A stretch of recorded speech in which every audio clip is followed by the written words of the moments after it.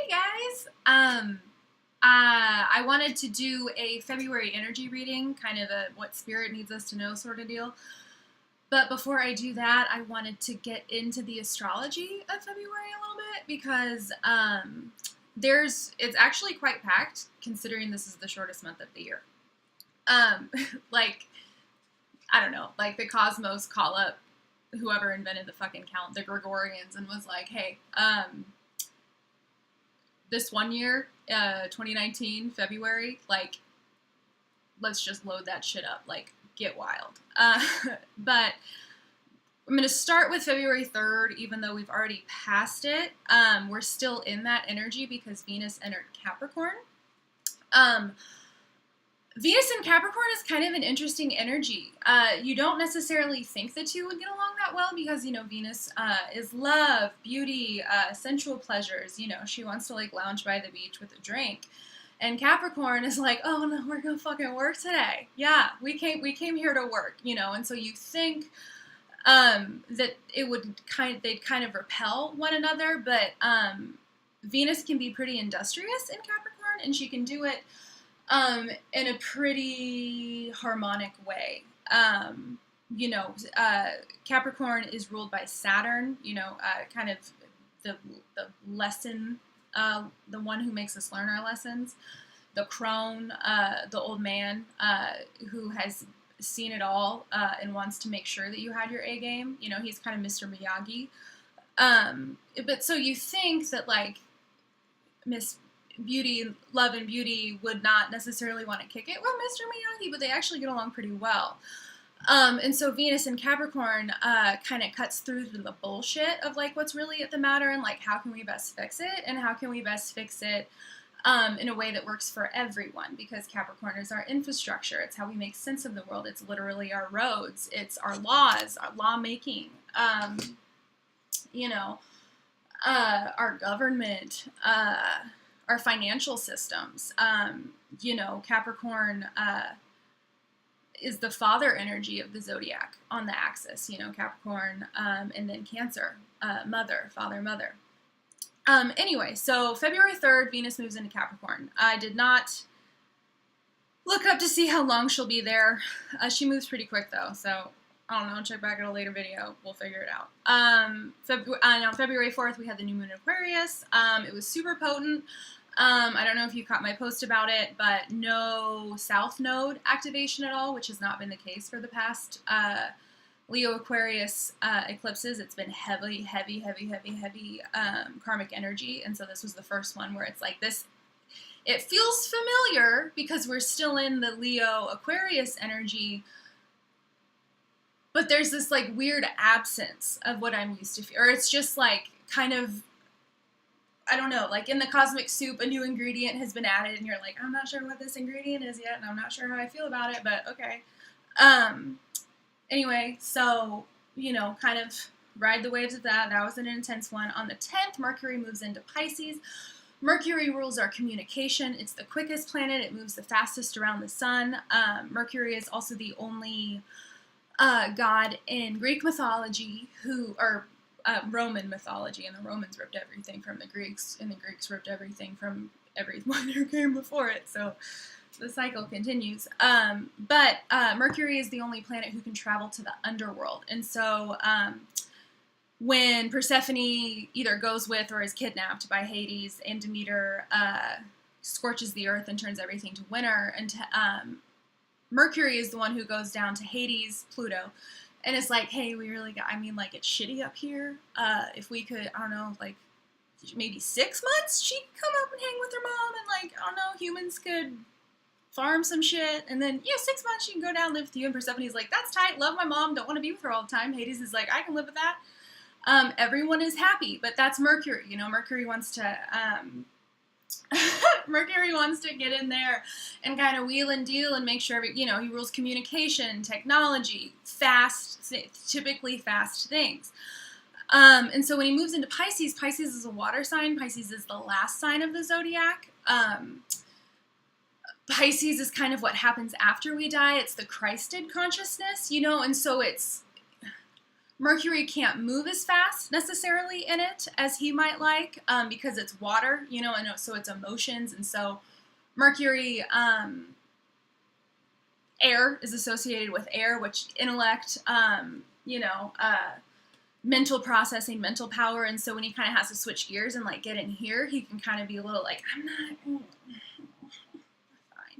But when he's in Pisces, so the desire to communicate more heart-centered will be there, kind of a more, we'll want to be communicating more about how we can fix things, the problems that we're seeing. And that happens on the 10th, February 10th. On the 14th, Mars enters Taurus. There's about to be a lot of Taurus energy because Uranus does not get there in February. It gets there in March. But a lot of emphasis on Taurus. So Taurus is heavily emphasized. Capricorn's heavily emphasized right now. And then Chiron is about to move into Aries, which is a whole other ballgame. But 14th, Mars is in Taurus. I have Mars in Taurus natally. Taurus is a sign that's ruled by Venus. So our masculines and our feminines are really kind of fucking getting it right now in terms of like the balancing of the energies between the two. I really notice in myself particularly as I go down this venture of like whatever the fuck this is and will turn into, feeling like I have to go. And in fact, my friend Shauna, who I talk about quite often because I love her so much, was saying like, you're really in your masculine right now because I'm so concerned with all like the physical movements that I need to make, that, you know, my feminine, is kind of like, hey, like, guys, hi, we have to flow because, Mars will go, even if there is no green light. And Venus is the one who goes, we really want this to be harmonious. Like, he'll get there, but, like, he'll get lost along the way, and he won't stop to ask for directions. Like, everyone's gonna be pissed off, and, like, let's just not fucking do that. So when Mars moves into a Venus-ruled sign, he gets a little spoiled by that Venus energy, and so he really kind of, you know, he's the warrior, right? He's Aries. Mars rules Aries. But so in Venus, it's like he comes home from war, goes into the temple, and he's just like, yeah, like, okay, this is fine. Like, let me take these salt baths. Let me get loved up on by these ladies. Like, let me eat all this delicious fruit. Like, you know, meanwhile, it's like he's been in there for 3 years, and like there's shit that's happening out here that still needs his attention, but he's living the good life. So it'll kind of be the want to forego the physical shit that we have to do in favor of luxurious self-care will be there, you know, and certainly self-care is really important, so do it. But also, you know, Taurus is an earth sign, and so Mars in an earth sign, the movements that we make will be able to see ripple out into our physical reality. The 18th is a big day because Chiron enters Aries, where it has not been in like 54 years, I think. And the Sun enters Pisces. The thing about Chiron entering Aries, so our solar system, we've got the sun, right? We all go around the sun this way, you know, I took 1 semester of astronomy. I don't, just work with me. Okay, so we're going around this way. Chiron, who is a centaur in Greek mythology, and all his little centaur friends, other asteroids, go this way around the sun. They have a really fucking weird-ass orbit. I believe it's, like, elliptical, so it's kind of... But he zips through Saturn and Neptune. So what he does, he stitches together our realities, kind of, as he zips through this. Chiron is the wounded healer. I think... I've read like the first 2 chapters. I bought a whole book on asteroid Chiron and like how he was discovered and the mythology behind it, and I've gotten only a few chapters in.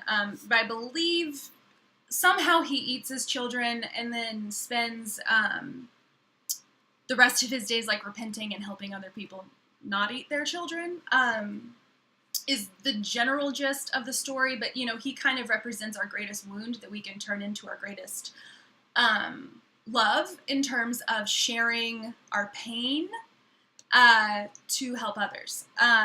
So when he moves into Aries, we will have the energy and this, just really the energy, kind of that forward push to go through and really see through our soul wounds to their completion so we can fully integrate all of ourselves back into us. Let me pull my notes up here on Chiron and Aries. And in fact, this is kind of more of a 5D astrology thing as opposed to a Western general astrology. And if you're into it, like I'm fucking into it, there aren't that many books on it. But Lorna Bevan, who has Hair in the Moon astrology, it's hair like bunny rabbit, Hair in the Moon astrology.co.uk. She's in the UK. She's on Facebook. That's where I follow her. But she has a mailing list where each month she'll, you know, give you all the 5D shit that's going on, and you can, it's just, oh, it's so good. And so these notes are from her. I want to give her credit, but as Chiron kind of moves into energy, he kind of has this maverick spirit, you know, or as he moves into what? I don't know. As he moves into Aries, I don't feel like I said that right before. He moves into Aries, he kind of has this maverick spirit, and he'll be there for 7 years. You know, and so it's kind of, we'll really be able to see our inner soul wounds clearly and then have the wherewithal to do something about it. You know, if there is action necessary to take that action, even if it is only self-reflection in a more serious way than maybe we've ever really self-reflected before. And then, but he'll be there for 7 years. So you've got 7 years to really get your shit together.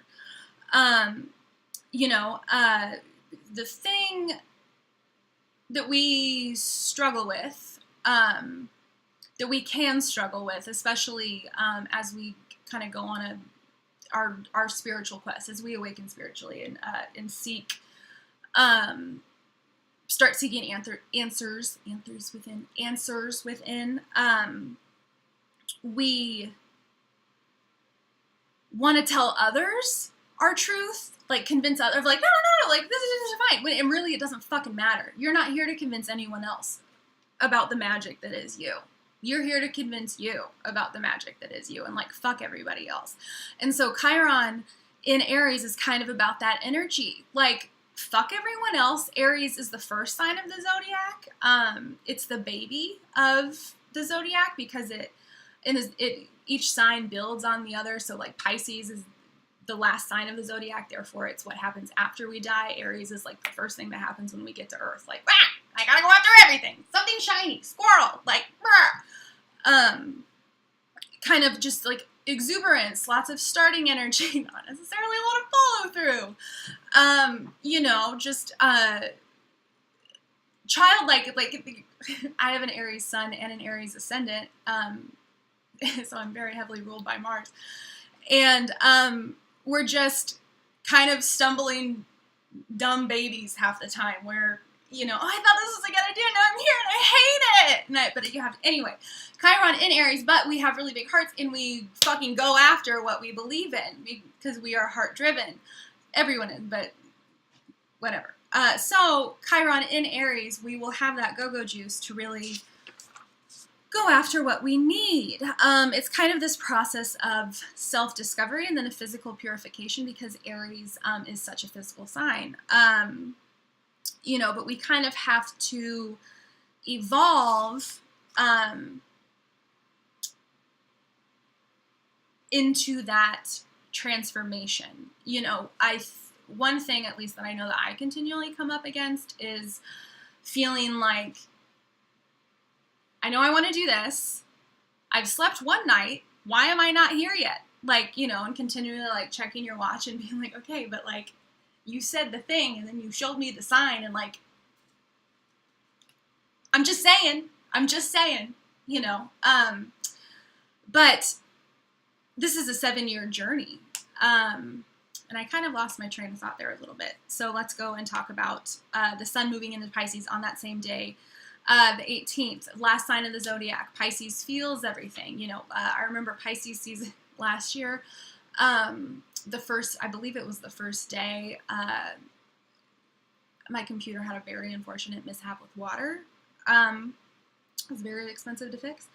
And so that's kind of Pisces season. If we are not flowing in our emotions, you know, if we're not like sitting with the shit that really makes us uncomfortable, you know, or sitting with the shit that scares us, or sitting with the shit that makes us feel, you know, just loved and exuberance, if we're just shut off from our emotional bodies, like Pisces comes in and is like, oh, we gonna feel something today. Like, oh no, oh, it's time to feel. And then it's just kind of like, are we done feeling yet? I'm done feeling. Anyway, and then the next day after the sun moves into Pisces, we've got a full moon in Virgo. Moons represent our emotions. They're how we like to nurture and be nurtured. Kind of can be our languages of love. Oftentimes describe the relationship that we have with our moms, or our moms, especially if your moon is aspected by other personal planets or transformational planets. That can seriously denote, that can clue you in on your relationship with your mom. It's absolutely fascinating. Natal charts are so worth it, and I do them if you're interested. But Virgo likes to organize. They're an earth sign, you know, and so it's too heavy feminine energies. But, you know, full moon in Virgo is Marie Kondo. Does it spark joy? Like, full moon in Virgo is here to be like, get it the fuck out your house if you're not in love with it. Get it the fuck out your life if you're not in love with it. Hold it. Does it spark joy? No. Bye. Like, we're not doing this shit anymore, man. This shit needs to be aligned and cleaned and clear, and like, fucking where we're going and what we're leaving behind as all our outer reality fucking crumbles. If it does not spark joy, if it doesn't light your heart up, get it the fuck out your life. You don't need it. You don't need it. So, and then that's actually it for the really intense astrology of February. So, without further ado, let's get into what the cards say in terms of how to best deal with that energy. And I'm actually going to keep my notebook open just in case I need to reference that. And since we're on an astrology kick, I'm going to use Black Moon Astrology Cards by Susan Shepard. And this is just going to be anything Spirit needs us to know in terms of working with this energy, staying productive in this energy, things to keep in mind, like any snafus we could potentially encounter, or just areas of focus that will be good for that energy. And I don't know if I can pause this recording without starting over. I don't think I can. So I'm just going to go run and get a drink of water because I'm getting parched. Please hold.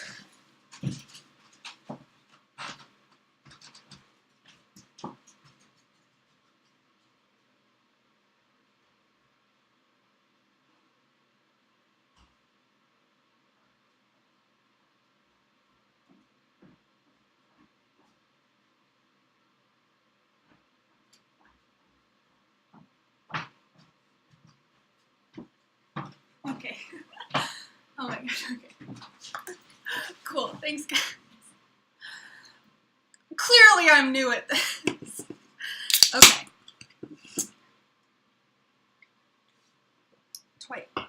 Alright. So, any cards, we're going to intuitively do this. I'm going to ask that the cards that need to fall out, like, no more than 4, and we'll just kind of build from there. I've got a few decks that I want to use, and so spirits, angels, ancestors, guides, I invite all the necessary cards to fall out. Please don't give me the whole deck. I don't want any more than 4. These are kind of big and awkward. If Spirit doesn't feel like throwing them out, we'll just pull them. You're another one out. Oh, shit. All right. This is so much fun. Everyone should do this. It's magic. I'm going to get 3. I want one more spirit. Give me one more. I just watched that Gimme Gimme More Britney VMA performance. Like, I'm just gonna this one. You know what? This one wants to come out. All right. Cool.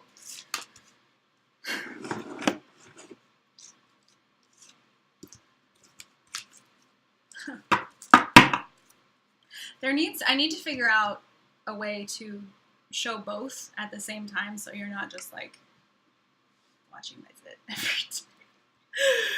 Okay, all right, cool. So we've got 4 astrology cards on the deck here, and then I'm going to start talking about them, and anything that I need to clarify, I'm going to do so with the Rider-Waite Tarot deck, but primero, I'm going to show you the cards. So the first card that flew out, we've got 5th house creativity. 5th house in astrology, rules our creativity. That's the card.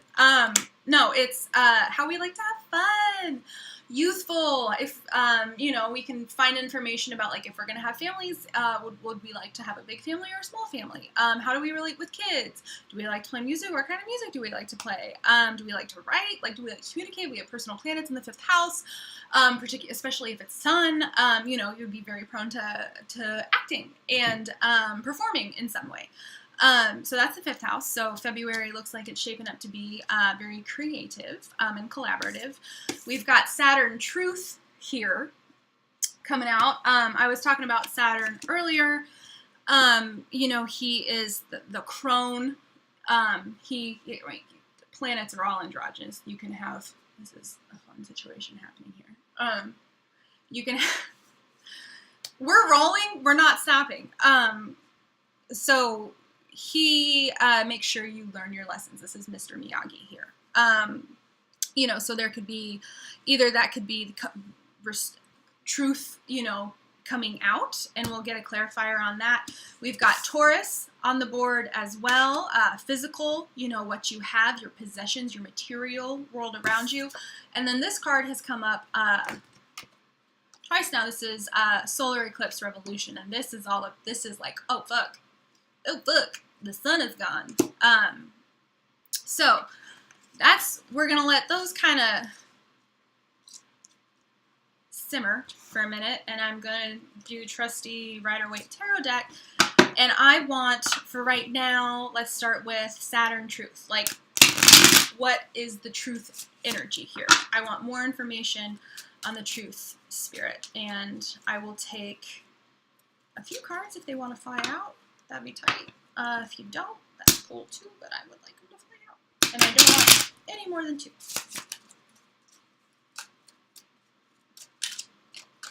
I don't know why. Sometimes I feel like if I stare off into space, it encourages, like, spirit to, like, slip in and be like, doesn't work out. Let's see if I can get it to work this time.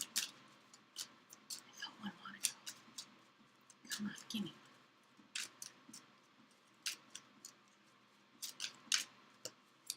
All right, we're taking it. All right. We got a clarifier. Queen of Cups. This is emotional truth, ladies and gentlemen. Particularly now, and as Chiron moves into Aries on the 8th, there's a lot of relationship shit out there now. I cannot tell you how many, it's just people, like kind of like I was talking about earlier, you know, if you are not in harmonics with your life, if you are not harmonizing with those you share your time with, if the energy exchange is not even, if it's not for your highest and best, it's not going to be around for that much longer. And the way you work productively with this energy is by releasing and trusting. You know, and really getting into your personal truth on what that is and what that looks like, and if you've been there before. And if you haven't, particularly for this Queen of Cups, We've got a resurgence of the divine feminine right now, if you haven't noticed. I mean, just look at all of my fellow spirit people out there, fucking doing this shit, being like, fuck it, this is what I want to do. I'm just gonna do it. We're gonna do it. We're gonna see where it goes. But we are women. But the divine feminine energy, we are reclaiming that which we've already known but been made to forget. Think of how many witches you know now, all of a sudden, where it's like, oh shit, I've done this before. I can do this again. That is kind of that divine feminine rising. And so getting the truth out of what all those divine feminine things are, your intuition, your soul mission, your emotions, what makes you flow, what makes you grow. And that's where my rhyming taps out. But that's talking about that. So February, we'll have a lot of opportunity to really discern inner emotional truth, which is always a good thing. Let's get more information on Taurus. What are we having in February, other than what she's having? Okay. Come on, Spirit, give me one. All right. He gave me a few. I don't know why I said he. That's too many. So I'm going to take the first two. This is interesting, guys. So the two that popped out, the two that I took out of the 6 or so that popped out, we've got Ace of Swords and Knight of Swords. In the tarot, swords, intellect, air, how we communicate, so kind of more of that Mercury energy, truth, cutting through the bullshit, swords. Knight of Swords is an action energy. Knights are always action, swords, wands are the quickest knight because they're fire, quickly followed by swords and then cups, and rounding, coming in as the turtle, is the Knight of Pentacles. But Knight of Swords, this will be kind of I feel like this is kind of having our truth, tying back into that Saturn energy, that by the close of February, we will be physically grounded in our truth more than we have. I mean, here, even Ace of Swords. Aces are always new beginnings. This is the minor arcana. There's a divine hand appearing out of nowhere, offering you, a fucking crown and some laurels and the truth and a new adventure, and saying like, here, take your truth, take your inner knowing, go through the Ace, through the 10 of Swords, and then we'll be right back here at the beginning. But this is kind of a new adventure, grounded in your inner knowing. Grounded, again, Taurus, being here, physical, having. Taken action on your truth, and then knowing that this is bringing you a grand new adventure. And it's all tying into this personal revolution that you currently find yourself having, because here we've got solar eclipse. The thing about solar eclipses, the magic fucking thing about solar eclipse, is that if you are in the path of totality, and if it's like the full totality, like all 2 minutes, and it's like a typically no more than like 3 minutes ever, those 3 minutes, you are cut off from the sun. That has never fucking happened to you in your entire life.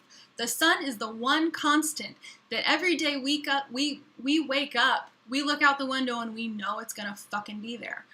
During an eclipse, sun goes bye-bye.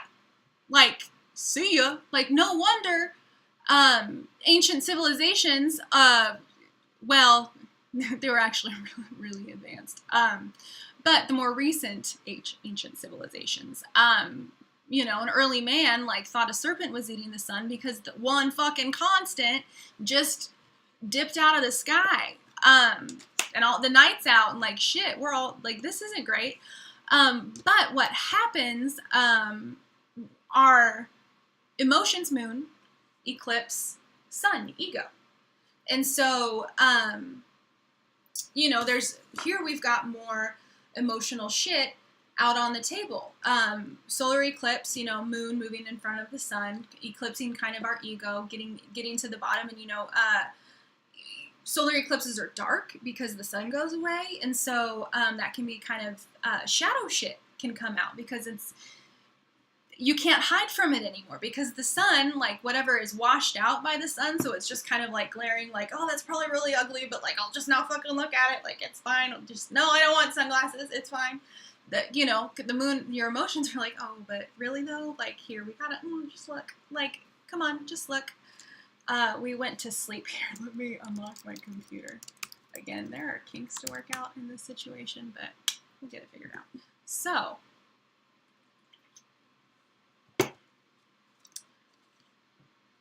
this is like, February can be a big month. How you're being encouraged to deal with it, though, in this 5th house of creativity is by really grounding in the physical. Like, if you see here, this is the 10 of Pentacles. In the Minor Arcana, 10 is as high as it goes before it starts over again at Aces. But we have, just kidding. I was going to say we have every suit on the table. We don't. We haven't had wands yet. But this is creativity and how it relates to your physical life.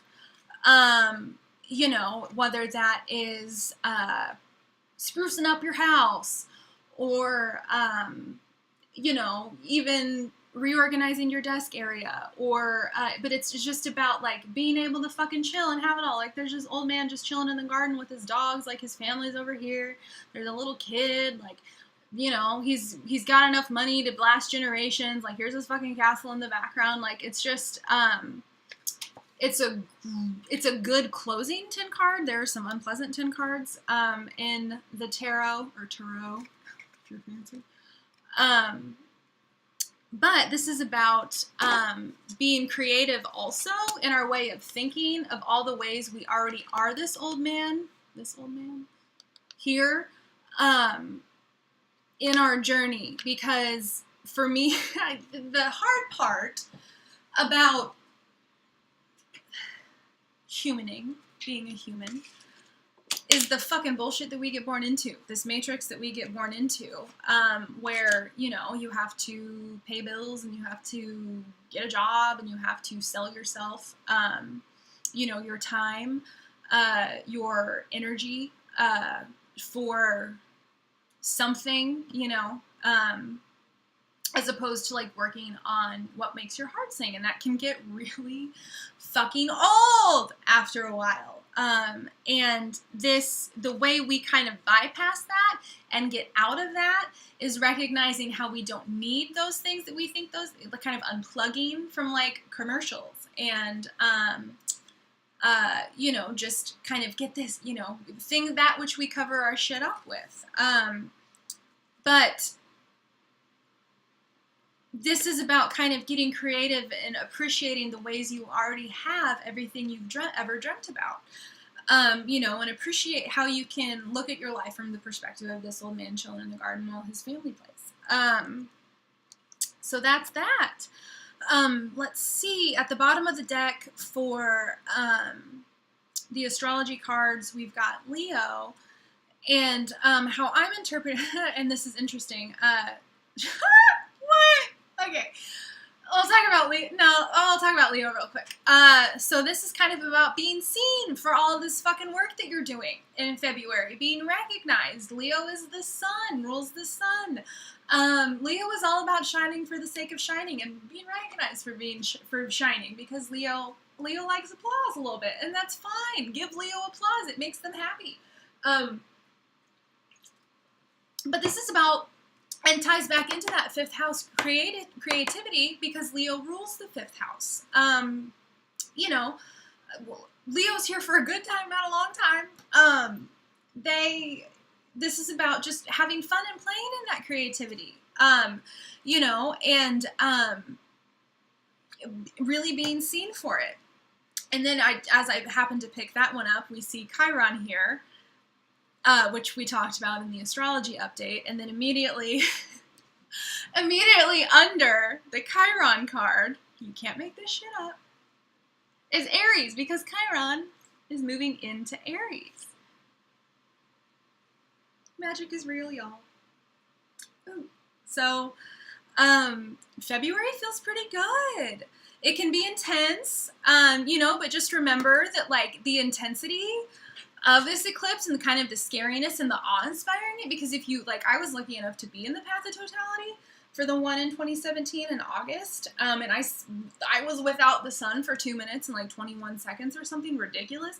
And it was the most transcendental experience of my life, and also kind of the most like stumping.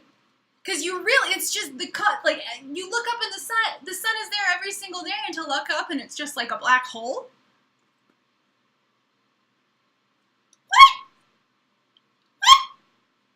It was just it was just the most human and transcendent, the most human yet simultaneously transcendent experience I've ever had.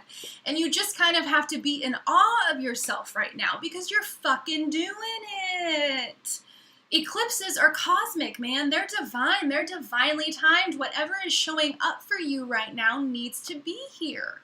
It needs to be there, and it deserves you showing up in your truth. It deserves you showing up in your truth for it, grounded in your divine feminine energy, because physically your world will change as you're discerning and going after what your truth is, what that looks like, what that feels like, you know, and being recognized and having fun while doing it, because this is all just a fucking great experiment, man. It's just a fucking great experiment where we all just came here to get more in touch with unconditional love. And then pulling out some bomb. This is reversed, and so I never... Here we go. Brr. Hi, my name's Emily. I'll be driving the struggle bus today. But that's what it is. That's February.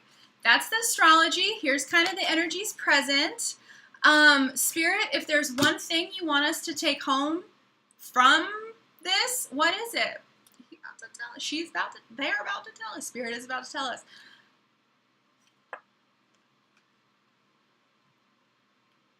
We're not supposed to know. Sorry. High Priestess is about initiation. High Priestess meets you at the gates of mysteries, and she holds the Torah. She knows all her shit. She's in touch with the moon. Pomegranates, even though from here they look like avocados, which are also delicious. But pomegranates, remember Persephone? That's how she can move between realms. Pomegranate seeds. Mercury brings her pomegranate seeds so she can come out from the shadows and spend 6 months with her mother on Earth, and then go back to her sexy lover Pluto and have a great old time. And the priestess initiates us in to being able to transcend our darkness. But the crux of that is we don't get to know how to do it until we're fucking in it and through it, and then it's like, oh, well, I guess I just did that. I want to do it again. But I'm through the fucking gate now. I'm initiated in the mysteries. I know how this shit works. And I can help other people. You know, that is the High Priestess. She balances black and white, light and dark. She knows. Look, she's wearing white. She's grounded in her knowing. She's got the moon at her feet. This is a badass bitch. And she invites you to step through the curtain and into her temple, and into the mystery. And the mystery is figuring out why you're here. February looks like a good month to fucking do it. All this mental shit out on the table. All this Saturn energy out on the table. Showing up. Are you going to show up for what you know? Are you going to show up for your mystery? Are you going to show up to where you feel like this is leading you? Do you know where this is leading you? I think you probably do. I hope you do. Because intuition is at an all-time high here. I mean, this queen of intuition fucking right here, this bitch knows. This bitch knows what you're going to do. She wants to know, she wants to watch you figure out that you too know what you're going to do. That's the mystery. How do you already know it? And I mean, she's got this cross over her heart here.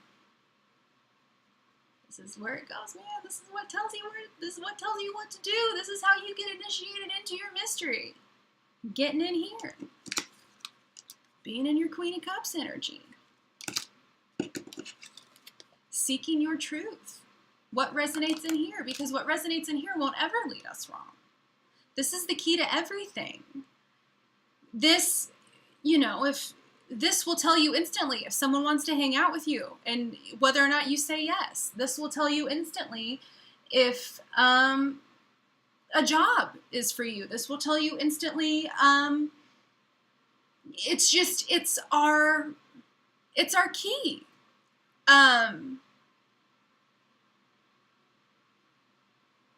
But in order to use the key, you have to show up and you have to learn. Because we're so cut off from this all the time, it's really hard to live down here. It's way easier to live up here. It's way easier to live cut off from this and cut off from your body and just being like, everything's fine. Everything's fine. I'm not worried at all about anything. But when you drop down in here and kind of learn how to be scared or fearful or anxious and show up for those those shadow feelings, and instead of just immediately trying to get out and get back up here, that's when the fucking magic starts. Because once you sit there and you show up, you'll watch it just kind of dissolve away. That's a thing that Sean and I were talking about just the other fucking day. That the hardest part of this journey is learning to be uncomfortable. Because when we're uncomfortable, we want to do anything we can to get out of being uncomfortable. But when you're uncomfortable and you can sit there and be uncomfortable while the lessons step forward, or while you learn to dissolve and cut the ties to whatever makes you uncomfortable so you don't have to be uncomfortable again, determining your relationship to this uncomfortability. Is it for my embetterment? Is this making me a better person? Or is this making me a worse person? Or is this just something that I'm scared of? But sitting in the things that give us anxiety, and eventually the anxiety will pass. It's about breathing into your worries, not out of them, so they can cycle through you that much faster. Chiron in Aries, Chiron moving into Aries on the 16th, 18th, I don't remember what I said anymore, 18th, on the 18th, that's that, man. Chiron in Aries will be like, I will sit with this uncomfortableness because, goddammit, that's what we're supposed to do because I'm in Aries and this is how the world works and we're just gonna fucking do this, okay? And they charge in fearlessly into it. And so and you have 7 years to do this, and so it's not gonna happen overnight. But it's here, and this is the energy, and this is how to work productively with it, because that was the whole intention we set with this video. What's going on, and how do we work with it? So, I really hope this resonates. I would love it if you would let me know. You guys would let me know. I'm having a great time. I do offer personal readings. And I also do natal charts. I'll kind of get more into that as I develop my content and figure out kind of my flow of how this all works. But also, if you guys have any questions that you want to know more about, or any specific, if you would like a love reading or a career reading or a personal reading, anything, it doesn't, I'm your girl, let me know. Yeah, this is great, and unconditional love. Bye, guys.